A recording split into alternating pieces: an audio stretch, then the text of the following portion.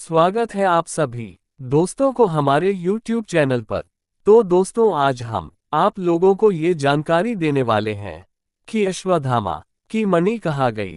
तो जानने से पहले वीडियो को लाइक और चैनल को सब्सक्राइब जरूर कर ले। तो चलिए चलते हैं वीडियो में।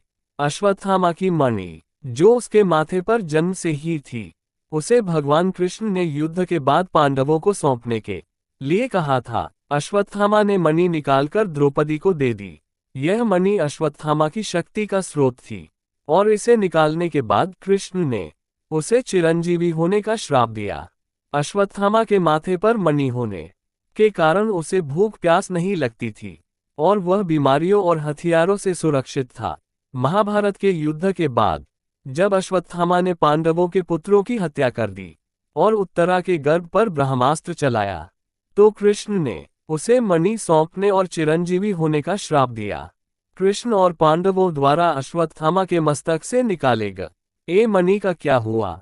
ऐसा कहा जाता है कि श्री कृष्ण और पांडवों द्वारा अश्वत्थामा के मस्तक से निकले गए मणि को द्रौपदी को दे दिया गया था। यह मणि अश्वत्थामा की शक्ति स्रोत थी। द्रौपदी ने इस मणि को युधिष्ठिर को दे दिया था। इसके आगे फिर मणि का कोई उल्लेख नहीं मिलता है। इस महाभारत युद्ध में न जाने कितनी स्त्रियां विधवा हो गई, अनेकों बच्चे अनाथ हो गए। क्या दोस्तों, आपने कभी विचार किया है कि ऐसा अनर्थ श्री कृष्ण जी कभी करवा सकते हैं? श्री कृष्ण जी तो एक सतोगुणी है, वह तो युद्ध चाहते ही नहीं थे। श्री कृष्ण जी काफी बार शांति दूत बनकर भी कौरवों के पास गए हुए थे। पांडवों को भी समझाया था कि युद्ध ना करें। विचार करो, जो युद्ध चाहते ही नहीं थे, आखिर वह युद्ध कैसे करवा सकते थे? आइए इसकी सटीक जानकारी बताते हैं। जिस समय अर्जुन ने युद्ध क्षेत्र में युद्ध लड़ने के लिए मना किया, उसी समय श्री कृष्ण जी के अंदर काल भगवान प्रवेश हो गया। इसका प्रमाण गीता अध्याय 11 श्लोक 32 में मिलता है, जिसमें गीता ज्ञानदाता कह रहा है कि हे विस्मयादिबोधक चिन्ह अर्जुन, मैं बड़ा हुआ काल हूँ, सभी लोगों को खाने के लिए प्रकट हुआ हूँ। अब जरा सोचिए कि श्री कृष्ण जी तो पहले से ही अर्जुन के साथ थे। यदि पवित्र गीता जी का ज्ञान श्री कृष्ण जी बोल रहे होते, यह नहीं कहते कि अब प्रकट हुआ हूँ, क्योंकि श्री कृष्ण जी पहले से ही पांडवों के साथ विद्यमान थे। श्री कृष्ण जी कौल नहीं थे। गीता ज्ञानदाता बोलने वाला काल 21 ब्रह्मांड का स्वामी है, जिसने महाभारत करवाया। गीता जी का सटीक ज्ञान जानने के लिए आप पुस्तक हिंदू साहेबान नहीं समझे गीता वेद पुराण पढ़ सकते हैं। भगवान श्री कृष्ण ने अश्वत्थामा के माथे की मणि क्यों निकाल ली? अश्वत्थामा का परिचय। अश्वत्थामा गुरु द्रोणाचार्य का पुत्र था। जन्म से ही अश्वत्थामा के मस्तक में एक अमूल्य मणि विद्यमान थी, जो कि उसे दैत्य, दानव, शस्त्र, व्याधि, देवता, नाग आदि से निर्भय रखती थी। महाभारत युद्ध में अपने पिता द्रोणाचार्य की निर्मम हत्या के बाद अश्वत्थामा ने सोते हुए द्रौपदी के 5 पुत्रों की हत्या कर दी। पुत्रों की हत्या से शोकाकुल द्रौपदी का विलाप सुनकर अर्जुन ने अश्वत्थामा का सिर काट देने की प्रतिज्ञा कर ली।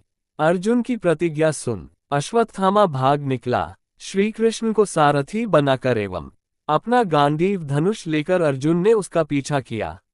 अश्वत्थामा को कहीं भी सुरक्षा नहीं मिली, तो भय के कारण उसने अर्जुन पर ब्रह्मास्त्र का प्रयोग कर दिया। अश्वत्थामा ब्रह्मास्त्र को चलाना तो जानता था, पर उसे लौटाना नहीं जानता था। श्री कृष्ण की आज्ञा से अर्जुन ने भी अपना ब्रह्मास्त्र छोड़ दिया। दोनों ब्रह्मास्त्र आपस में भिड़ गए। ब्रह्मास्त्रों की अग्नि से जब तीनों लोग त्रस्त होने लगे, तो अर्जुन ने दोनों ब्रह्मास्त्र लौटा लिए। अश्वत्थामा को पकड़कर बांध दिया और जीवित ही द्रौपदी के सामने पेश किया। पशु की तरह बंधे हुए गुरुपुत्र को देखकर द्रौपदी का कोमल हृदय पिघल गया। उसने अर्जुन से कहा, ये गुरुपुत्र तथा ब्राह्मण है। ब्राह्मण सदा पूजनीय होता है और उसकी हत्या करना पाप है। आपने इनके पिता से ही अस्त्र शस्त्र विद्या सीखी है। पुत्र के रूप में आचार्य द्रोण ही आपके सम्मुख बंदी रूप में खड़े हैं। इनका वध करने से इनकी माता कृपि मेरी तरह ही कातर होकर पुत्र शोक में विलाप करेगी। कृपि की आत्मा निरंतर मुझे कोसेगी। इनके मृत पुत्र लौटकर तो नहीं आ सकते। अतः आप इन्हें मुक्त कर दीजिए। ब्रह्महत्या और गुरु पुत्र की हत्या के दोष से बचने के लिए अर्जुन ने निकाली मस्तक से मणि। श्री कृष्ण ने कहा, पतित ब्राह्मण का वध भी पाप है और आत्ताई को दंड न देना भी पाप है, अतः तुम वही करो जो उचित है। उनकी बात को समझकर अर्जुन ने अपनी तलवार से अश्वत्थामा के सिर के केश काट डाले और उसके मस्तक की मणि निकाल ली।